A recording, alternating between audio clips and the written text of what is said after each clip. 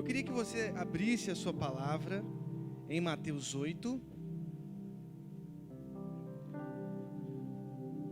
Mateus 8, a partir do verso 18.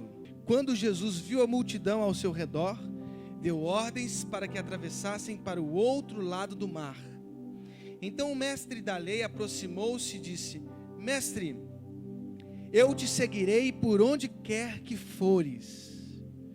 Jesus respondeu: As raposas têm suas tocas, e as aves do céu têm seus ninhos, mas o Filho do Homem não tem onde repousar a cabeça.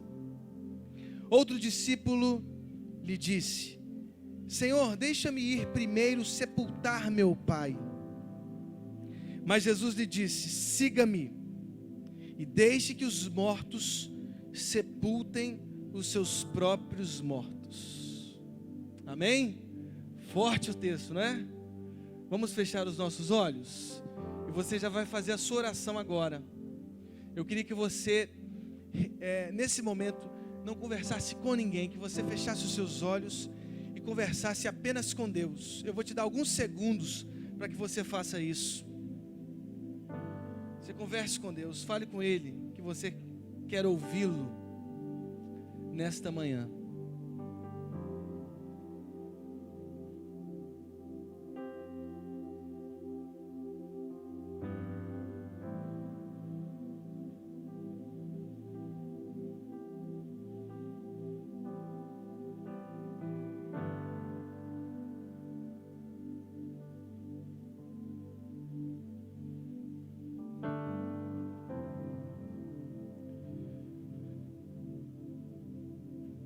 Senhor, muito obrigado por esta manhã. Que o Senhor possa derramar Tua graça sobre as nossas vidas. Nós queremos viver um tempo extraordinário aqui, Deus, em que a gente ouça a Tua voz, a luz do Teu Evangelho, a luz da Tua palavra. Deus, é um tempo difícil, é um momento difícil, mas Deus, nós queremos tanto que o Senhor está conosco, e a Tua presença nos vivifica, e nós te pedimos, Deus, que seja a Tua presença sentida aqui no nosso meio, Deus. Nós queremos sentir a Tua presença como já temos sentido, e nós queremos ouvir a Tua voz como já temos ouvido. Nós queremos sair daqui, Deus, transformados ainda mais à luz do caráter do Teu Filho. No nome de Jesus. Amém. Amém. Irmãos, tem um livro que está me instigando muito. Um livro chamado A Náusea. Olha o título do livro, A Náusea. E esse livro é de um escritor francês chamado Jean-Paul Sartre. E é interessante como Sartre, ele expõe alguns temas de sua filosofia, de seu pensar, de forma literária. A Náusea é um romance que esse autor francês escreve para tentar explicar um pouco os dramas da própria vida. E ele tenta expor a existência de uma forma literária, teatral. E é interessante que neste livro, A Náusea, neste romance, você tem um personagem central, e a partir dele, todo o romance se desenrola. É como se esse personagem central estivesse, através de um diário, contando a sua própria vida. É legal isso. Ele é um historiador solitário, que vai para uma cidade chamada Bouville. O nome dele é Antoine Roquentin. Olha aí que coisa linda, para você colocar no seu filho. Antoine Roquentin é o nome desse personagem central. Ele é um historiador, e ele vai para uma cidade chamada Bouville, na França, e a intenção maior desse personagem central, desse romance A Náusea, como historiador, é pesquisar um homem chamado Marquês de Rolebon. Um outro personagem, o personagem Marquês de Rolebon, que viveu nesta mesma cidade no século XVIII. E como ele é um historiador, ele vai para essa mesma cidade onde viveu o Marquês de Rolebon, tentar, através de alguns escritos, pesquisar a própria biografia desse personagem. E é o que mais é interessante nesse romance é que o próprio personagem central, Antoine Roquentin, ele, na busca de informações históricas sobre esse marquês, esse diplomata francês que viveu no século XVIII, nessa mesma cidade, ele acabou encontrando consigo mesmo. E essa é a dinâmica de todo livro, de todo romance.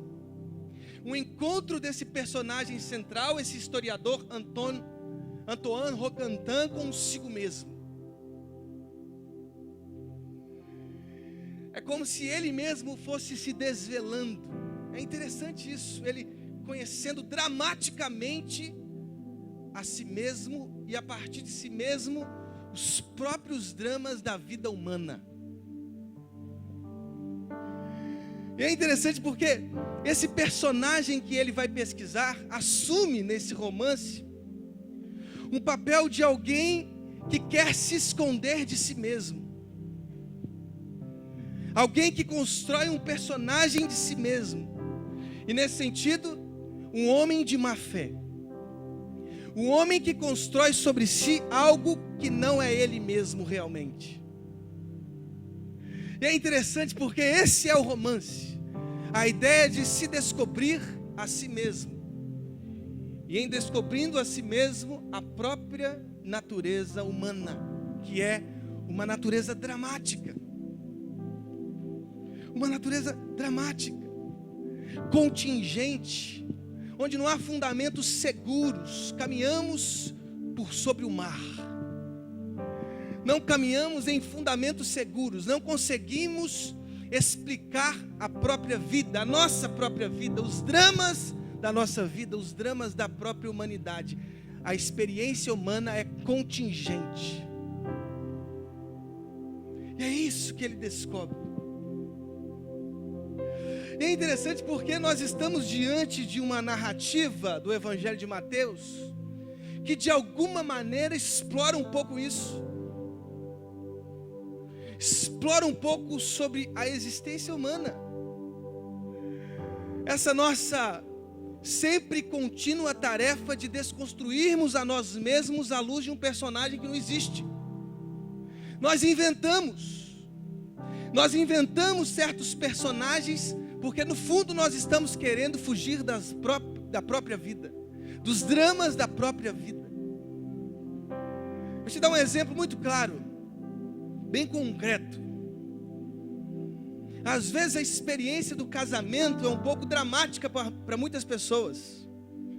Sabe por quê? Porque nós temos uma ideia de casamento meio fantasiosa, meio idealizada. Eu acho que é essa ideia de algum cenário ideal que acaba machucando o próprio coração humano. Algumas mulheres pensam assim: não, mas eu vou encontrar o meu príncipe encantado, e será um dia extraordinário. Ele virá engravatado, todo bonito, todo sedento por fazer carinhos em mim, para levar todos os dias um suco de laranja espremido com ovos mexidos e bacon. E ele fará isso todos os dias. E ele lerá as poesias de Drummond todas as manhãs, e do poeta chileno Pablo Neruda, porque ele é um homem encantador. E todos os dias, antes de nós fazermos sexo, ele jogará pétalas de rosa pelo teto do quarto. E ele cantará canções. ao som de um violino que ele aprenderá antes do casamento.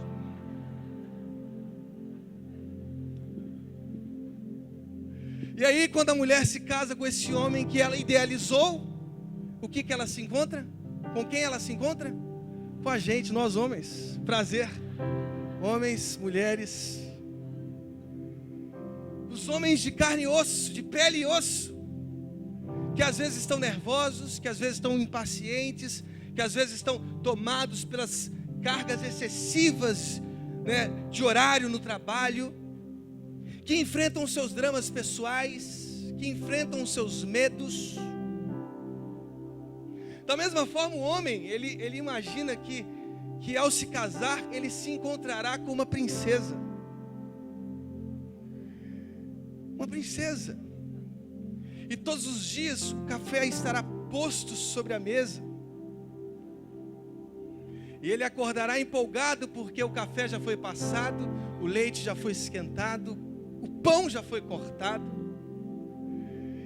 E ela massageará enquanto ele toma esse café feito por ela mesma, os seus pés. E enquanto ele está recebendo aquela massagem, ele está comendo pão, tomando café, lendo o seu jornal todo dia, sobre economia, sobre política, sobre futebol. E depois disso, ela sorrirá para ele: vai, meu valente vencedor, vá para a vida, vá para as conquistas, e venha porque espero ansiosamente por sua chegada. E aí, depois de uma longa jornada de trabalho, ela está lá, com um vestido encantador, com um perfume francês, tendo tratado o seu cabelo com aquele produto lá de Marrocos, do Marrocos, como que é o nome daquele negócio? Passando o produto da terra de Marrocos do cabelo, e aquele perfume francês, e ela recebendo na porta. E aí, quando ele se casa com uma mulher de verdade, com quem ele se encontra? Com vocês, mulheres. Homens, eis as mulheres que têm os seus dramas, que têm suas tristezas. É esse nosso jeito de tentar idealizar certas coisas que às vezes nos faz pessoas frustradas.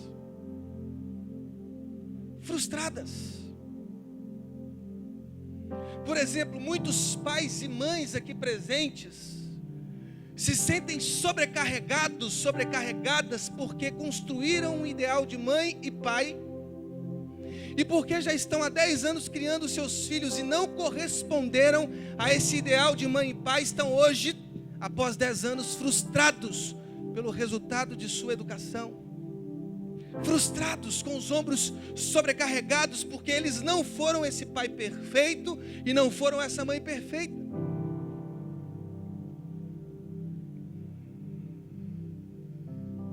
E agora, frustrados, não conseguem nem entender a si mesmos, porque construíram um ego que não existia, um alguém que não existe, um ser humano que não, um pai que não existe, uma mãe que não existe.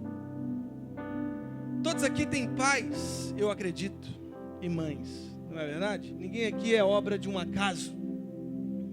E você sabe que o seu pai, em certos momentos, foi imperfeito. E sua mãe também foi, em certos momentos, aliás, em todos os momentos, imperfeita. Porque eles são pessoas imperfeitas, finitas.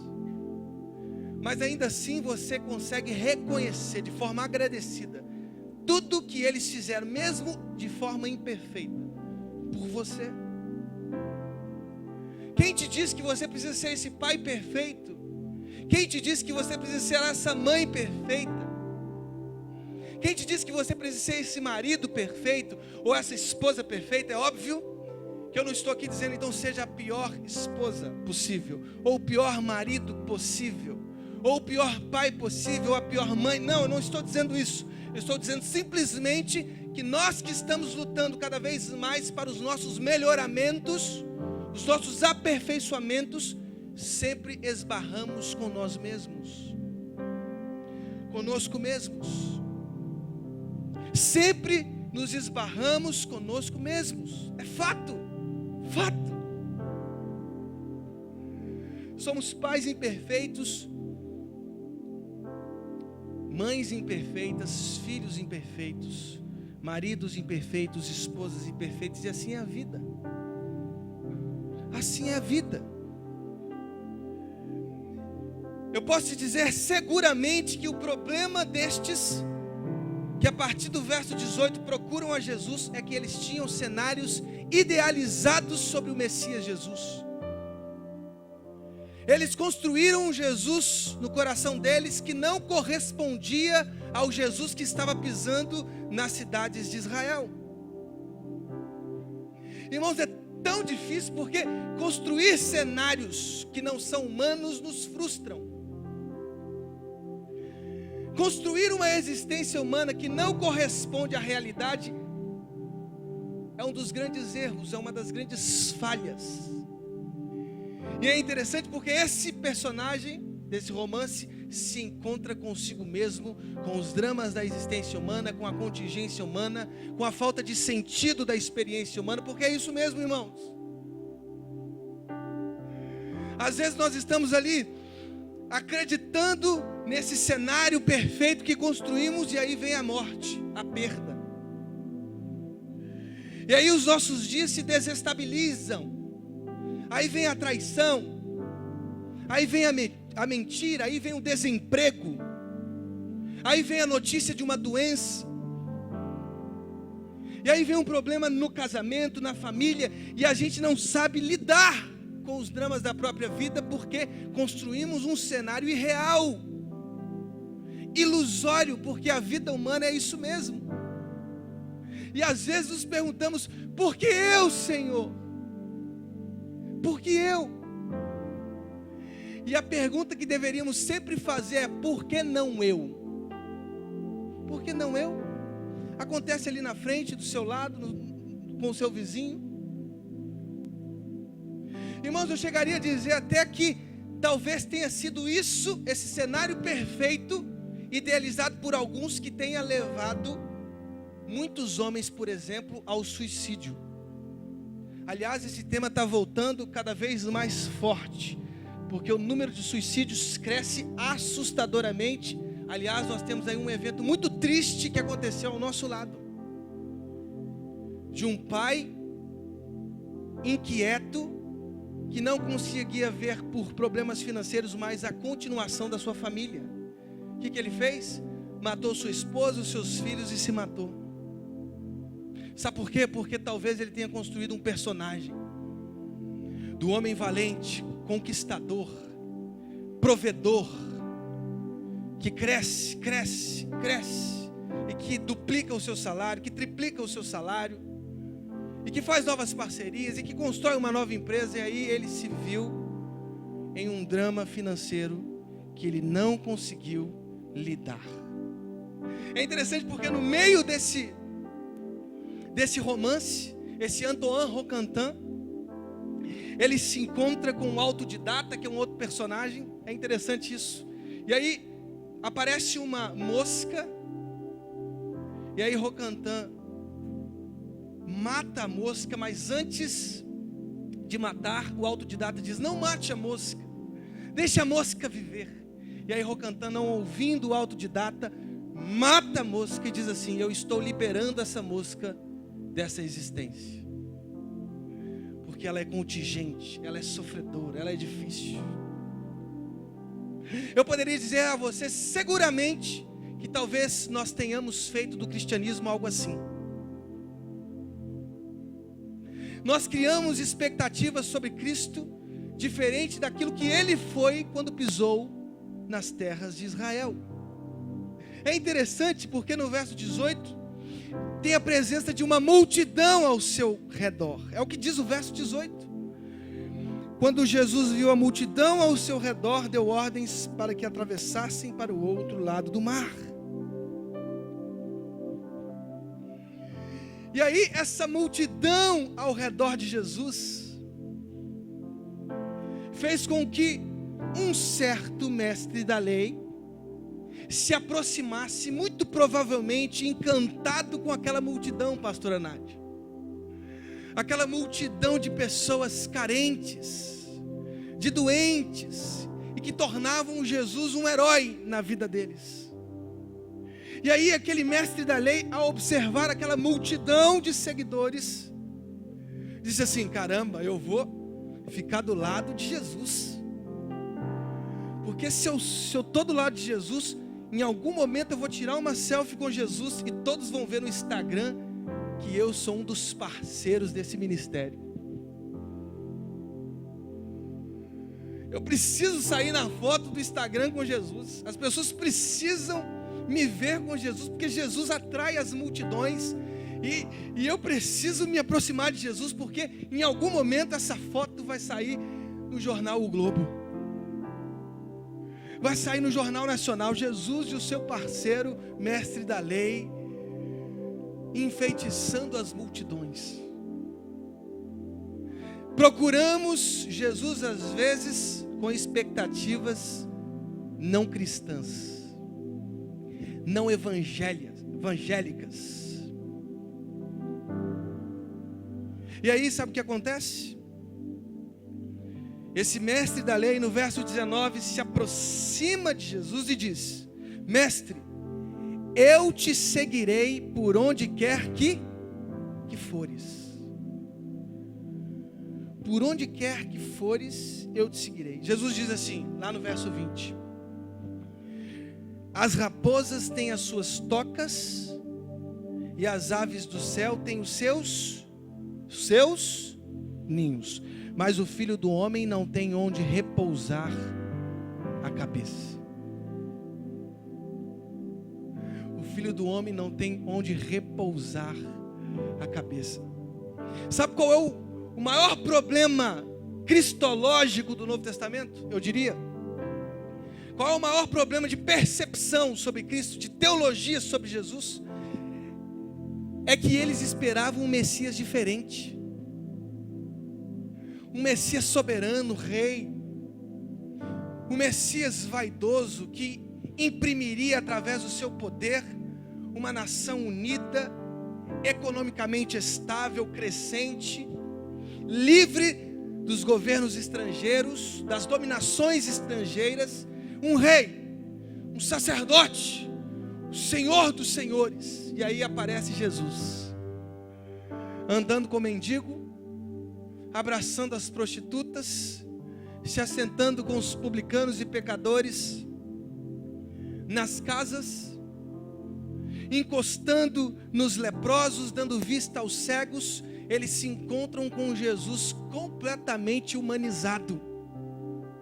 Um Jesus que decidiu ser gente. Um Jesus que decidiu participar dos dramas da existência humana.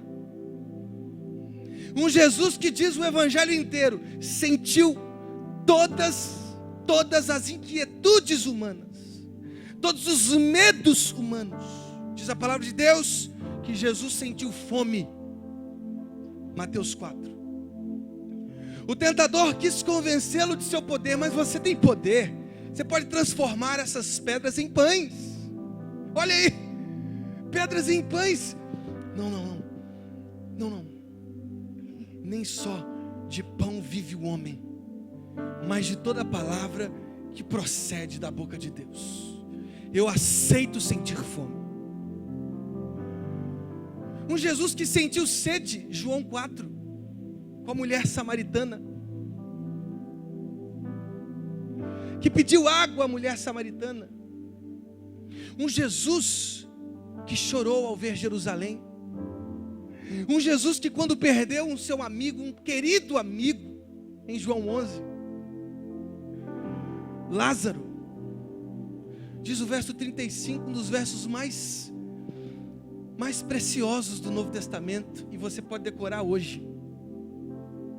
Diz assim: Jesus chorou. Se você não tem um verso de cor, aprenda esse agora. Jesus chorou. E decore a referência, João 11, 35. Jesus chorou. Um Jesus que não não se hesitou em esconder os seus problemas emocionais. No Getsemane, ele disse aos seus discípulos: a minha alma está profundamente triste até a morte. A minha alma está profundamente triste e eu sinto uma fraqueza muito grande. Eu preciso orar ao Pai, mas eu preciso que vocês orem comigo. Um Jesus que reconhece a sua fraqueza.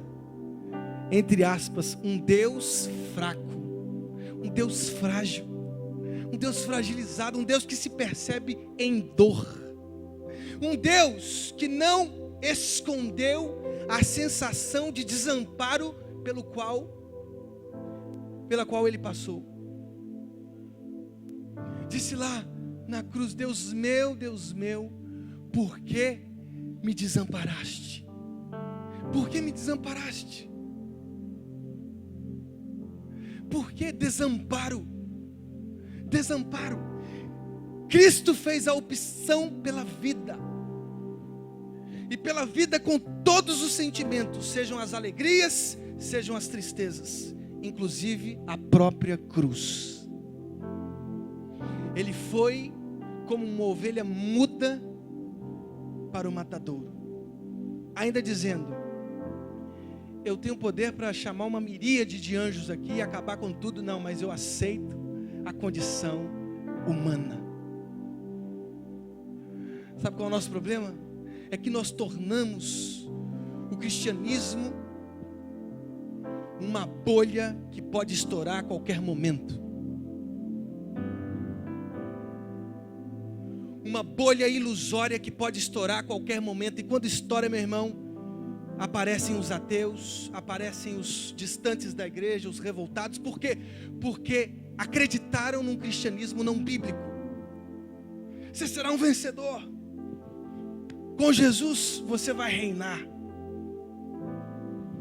Você vai reinar. E eles te aplaudirão. E as luzes estarão sobre você. E você será o cara. Nós construímos ilusões sobre nós mesmos e sobre o cristianismo. Nós não somos esses homens perfeitos, essas mulheres perfeitas, esses filhos perfeitos, esses pais perfeitos, esses cristãos perfeitos. Somos simplesmente humanos. Humanos. Mas bastou a minha oração, quando eu oro, o mundo para o movimento de rotação. Irmão, deixa eu te dizer uma coisa. Isso é muito poderoso mesmo. Você é tão poderoso que se esqueceu de que o Todo-Poderoso não é você mesmo.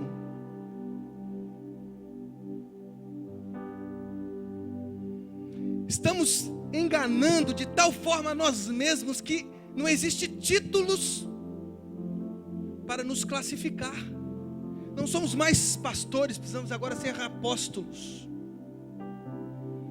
Não, apóstolo não dá, porque apóstolo é um pouco mais fraquinho. Eu preciso ser agora um patriarca. Patriarca.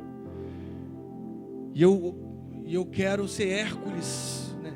Semideus e quero ser Hércules amanhã. Eu vou ser o Hércules da igreja cristã. Daqui a pouco ele junta mais um bando de arrogantes e tenta impeachment Deus de sua trindade. Eu quero ocupar a trindade. Não fazendo nenhum tipo de alusão ao impeachment da nossa querida catadora de ventos, por favor. Presidenta, todo respeito. Querem impeachment Deus, por quê? Porque não conseguem se perceber como João Batista. Eles se idiotizaram. O que importa é que ele cresça. Eu tenho que desatar a sandália, porque eu não sou digno nem de desatar a sandália de Jesus. E aí, criam um Cristo não bíblico. Sabe qual é o problema desse mestre? É que Jesus respondeu para ele: as raposas têm as suas tocas e as aves do céu têm os seus ninhos, mas o Filho do Homem não tem onde repousar a cabeça. Eu pergunto, você está disposto a seguir Jesus? Está disposto a seguir Jesus? Então eu quero dizer para você que Jesus é um ser humano inquieto. É um 100% Deus, um 100% humano inquieto. Ele não tem onde reclinar a cabeça. Você não tem uma casa linda? Ele não tem essa casa. Você não tem um projeto lindo de vida? Ele não tem esse projeto. Ele é alguém existindo, é alguém tocando nos outros, é alguém abraçando, é alguém que não se importa com as coisas que nós nos importamos, porque nós nos importamos com aquele personagem que a gente fingiu ser, aquele grande empresário, aquele grande pastor pregador, para tocar numa coisa que tem a ver comigo, para você achar que essa mensagem não é um direcionamento para você, mas para mim também, porque eu posso me tornar e me torno sempre um arrogante, que preciso sempre me lembrar de que o meu Senhor é Jesus.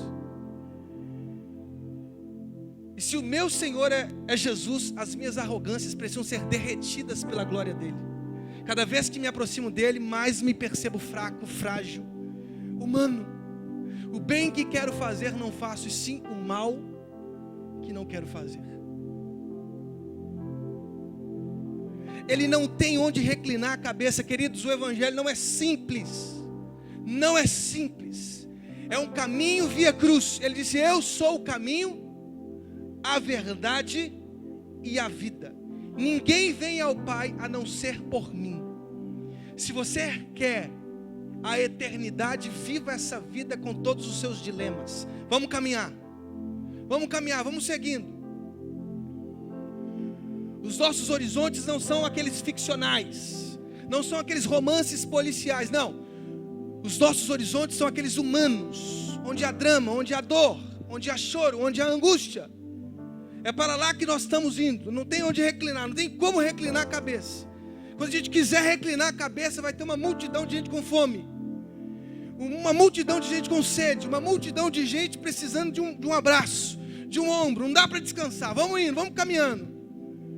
Nós temos que levar a sério a minha proposta. Por favor, se você está afim, vamos. Aí vem um outro. Para você achar que eu não estou mentindo, vai lá no verso 21, outro discípulo lhe diz: Senhor, deixa-me ir primeiro sepultar meu pai. Deixa eu sepultar meu pai. Aí Jesus fala uma resposta bem rápida para ele, com todo o carinho que é peculiar a Jesus. Ele disse: siga-me e deixa que os mortos sepultem os seus próprios mortos. Queridos, aquele homem não estava com o seu pai morto naquele momento. Vamos entender um pouco esse texto. Sabe por que eu estou dizendo isso? Porque era quase lei, morreu, enterra no mesmo dia. Essa era a cultura de Israel. Morreu, enterra no mesmo dia. Foi assim com Jesus? Morreu e o enterraram no mesmo dia. Esse homem está dizendo assim: não, deixa eu ir sepultar o meu pai primeiro. O que ele está dizendo? Deixa eu esperar a morte do meu pai. Quando o meu pai morrer, então eu vou servi-lo. Aí Jesus disse assim: não precisa fazer isso. Vamos indo. Os mortos sepultem os seus próprios mortos. Ou em outras palavras, segundo alguns comentários que li, os mortos espirituais sepultam os mortos físicos. Nós estamos caminhando em direção à vida. E a vida requer de você uma escolha.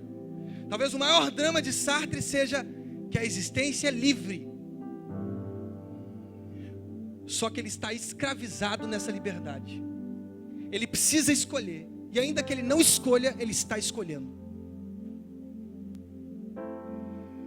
Ainda que ele diga para si mesmo: eu não vou escolher nada, ele já está escolhendo. Esse é o drama da vida, porque nós temos que fazer opções, nós temos que escolher, nós temos que caminhar. Não dá tempo, irmãos, não dá tempo de esperar a sua formatura. Não dá tempo, o reino está acontecendo. E você está perdendo as alegrias do reino, que é justamente caminhar para os dramas da vida, porque você está esperando uma formação. Não, pastor, deixa eu me formar em engenharia primeiro e então eu servirei. Quando você terminar a engenharia, você está frito. Porque aí você vai entrar no mercado de trabalho. E pensa no inferno, irmão, mercado de trabalho. Eis aí o inferno da existência, mercado de trabalho. Porque você acha que só uma formação te ajudará a se erguer no mercado de trabalho? Não.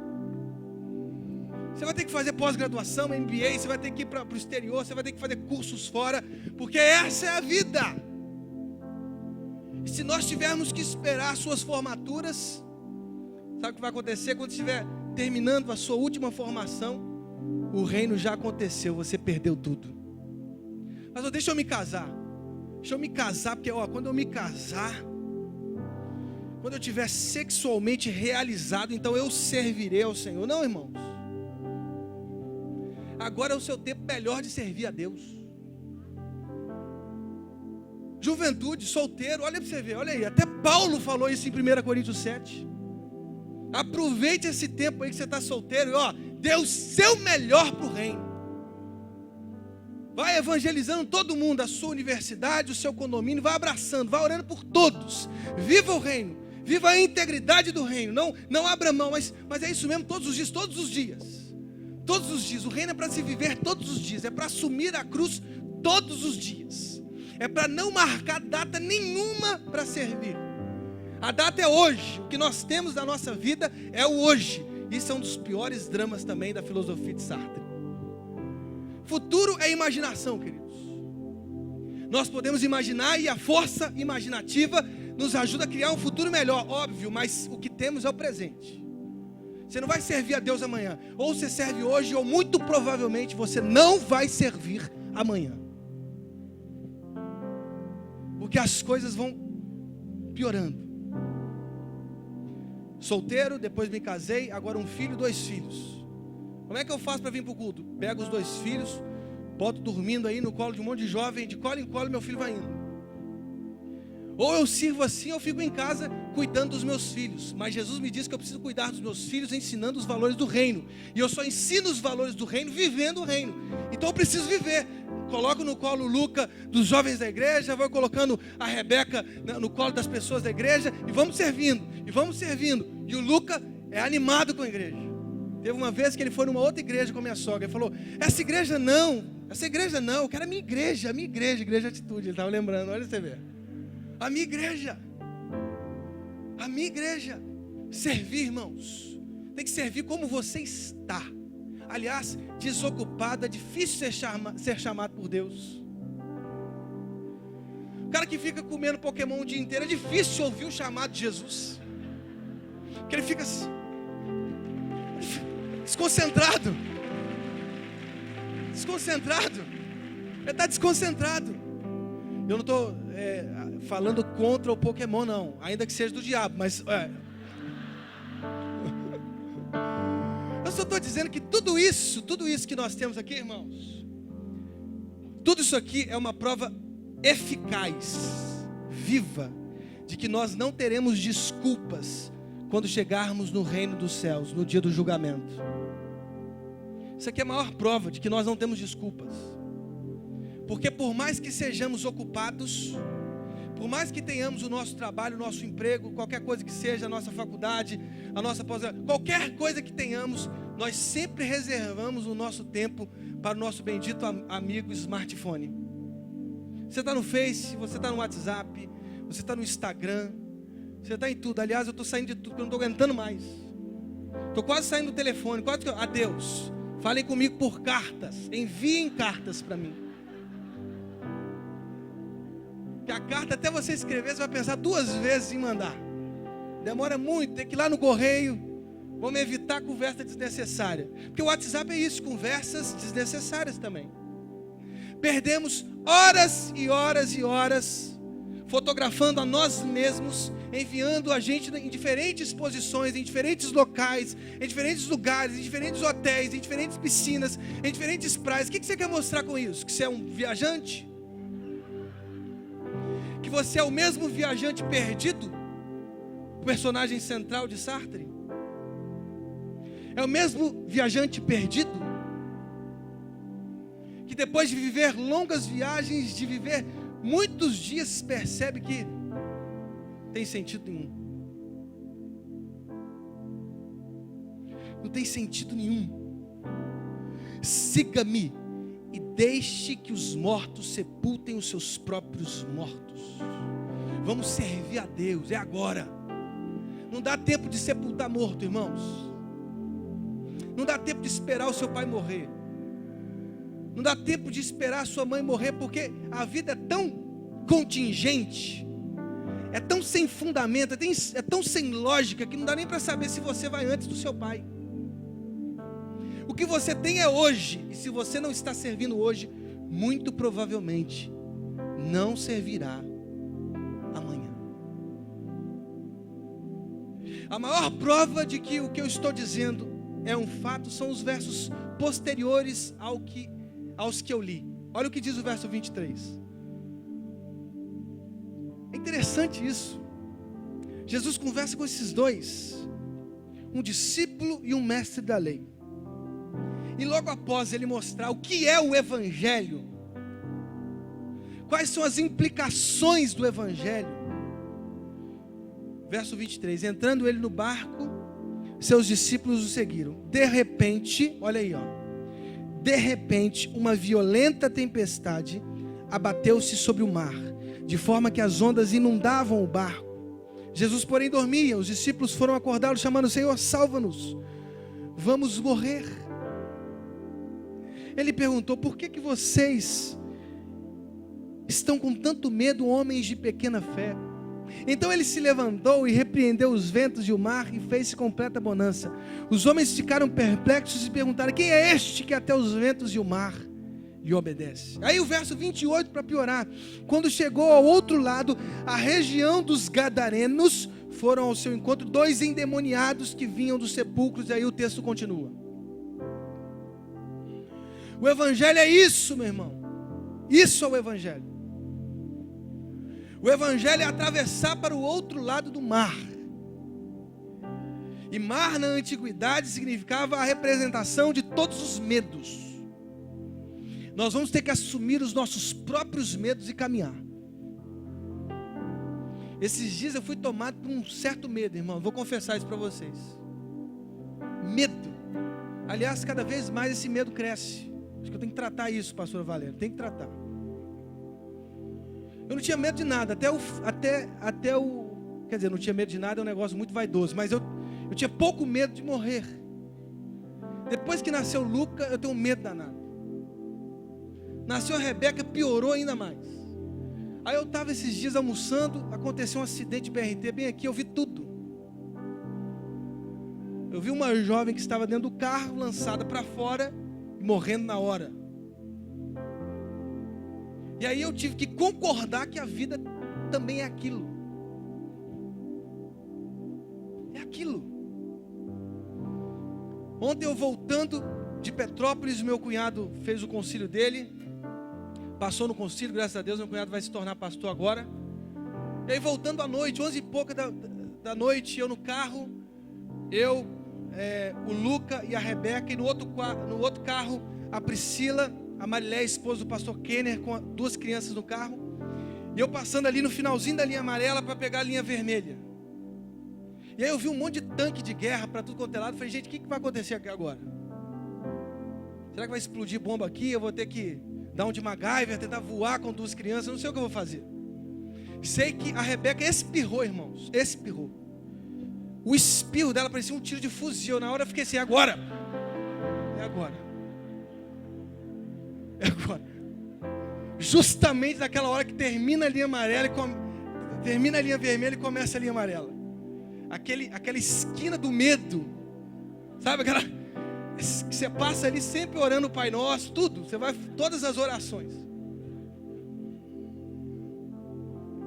Medo.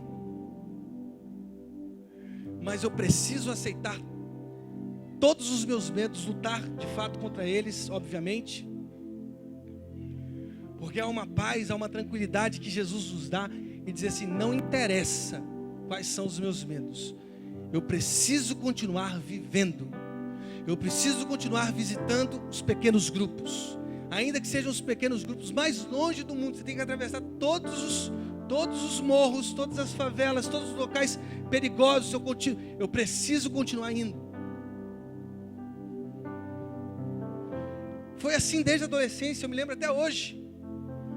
Eu e meus amigos fomos tocar, eu tocava saxofone na época.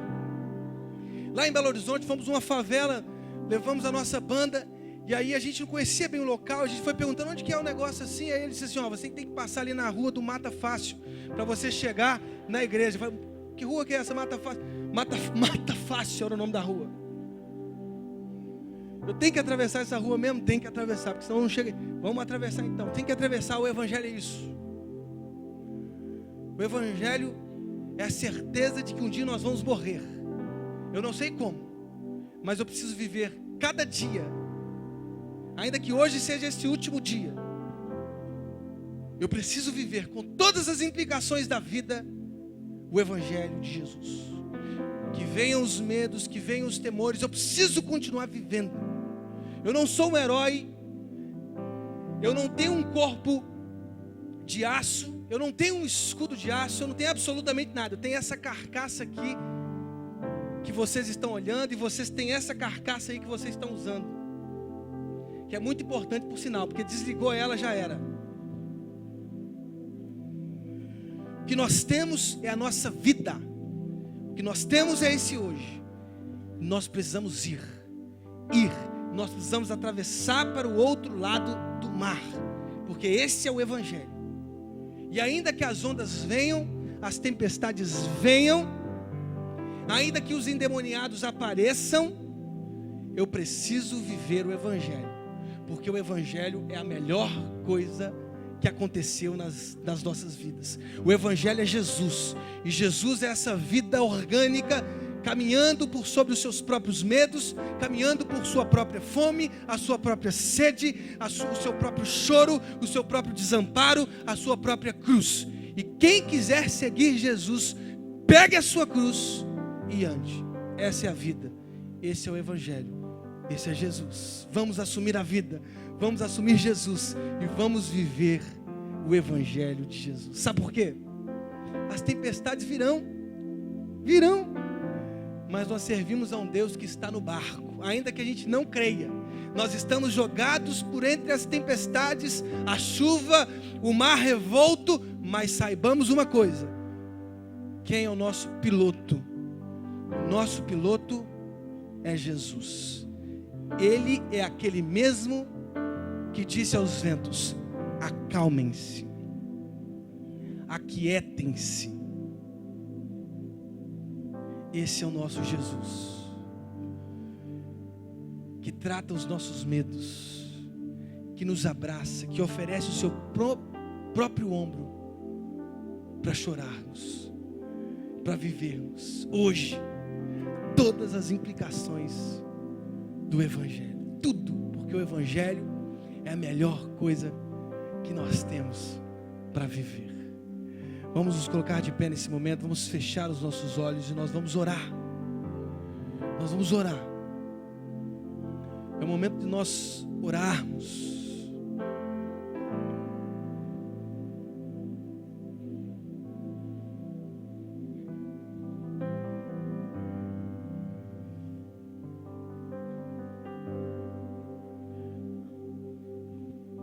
Eu não sei porque você veio hoje aqui. O que sei é que não foi à toa. Jesus tem tantos sonhos para a gente.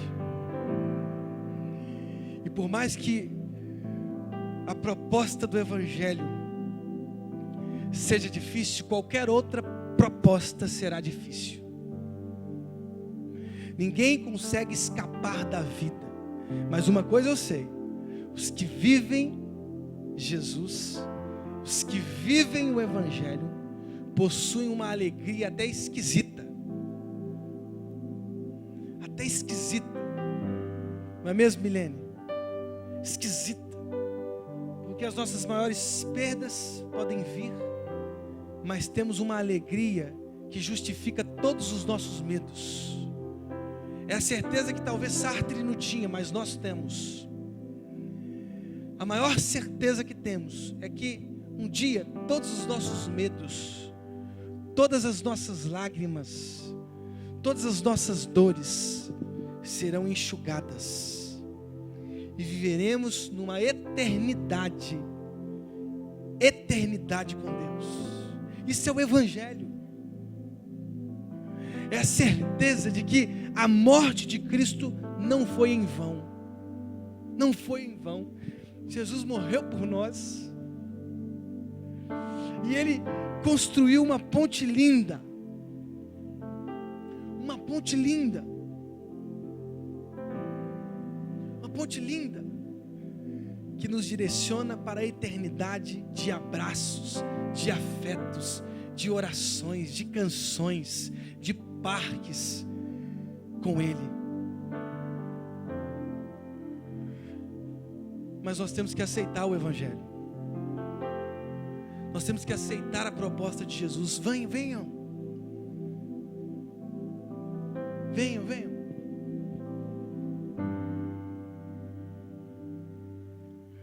Esse convite extraordinário Jesus está fazendo aqui hoje, nessa manhã. Um convite para você, para que você viva o Evangelho. A alegria do Evangelho. Jesus de Nazaré, o nosso Senhor, uma relação íntima com Ele, a coisa mais preciosa que temos nas nossas vidas, creia nisso, é o próprio Jesus. É quando nós aceitamos o próprio Cristo, porque o Evangelho é Cristo. O Evangelho são as boas novas, de que todas as nossas lágrimas serão enxugadas e viveremos eternamente com Ele. Talvez você tenha vindo aqui porque foi convidado por seu amigo. Que bom. Talvez você tenha vindo aqui porque há um desespero no seu coração. Que bom. Jesus pode transformar o seu desespero numa grande alegria hoje. Talvez você tenha vindo aqui e há no seu coração uma inclinação de morte. Você já está planejando o seu suicídio. Mas você veio se encontrar com a própria vida. Eu sou o caminho, a verdade e a vida. Você veio se encontrar com Jesus. E agora esse projeto de suicídio vai ter que morrer. Sabe por quê? Porque agora você vai encontrar vida. Talvez você venha aqui já com um documento assinado de divórcio. Você vai rasgar esse documento hoje em nome de Jesus. Sabe por quê? Porque você teve um encontro com Jesus nessa manhã. Jesus de Nazaré, com o Evangelho de Jesus. Irmãos, é tão simples. Quando a gente faz uma oração singela dizendo: Jesus, entra no meu coração, tudo muda. Tudo muda. Tudo muda. Tudo se transforma. A alegria é renovada. Feche seus olhos. Se você é alguém que quer a vida de Jesus, se você é alguém que aceita o Evangelho, por mais que as provações venham, mas sabendo que mesmo diante das provações nós temos um Cristo, quando nós o aceitamos, que nos conduz mesmo em meio às tempestades. Talvez você tenha vindo aqui, nunca tenha feito uma oração sincera, ou já até tenha feito, mas não foi com verdade. Hoje é dia de você fazer essa oração.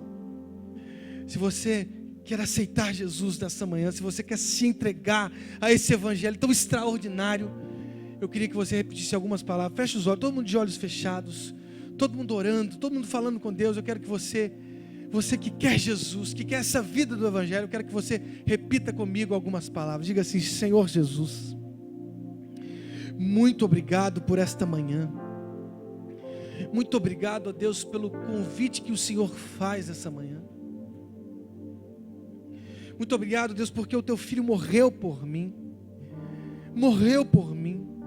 Aceitou a cruz por mim. E eu não reconhecia, ó Deus, tamanho amor, mas hoje eu reconheço esse amor. E eu peço perdão pelos meus pecados. Eu peço perdão porque eu me distanciei do Evangelho.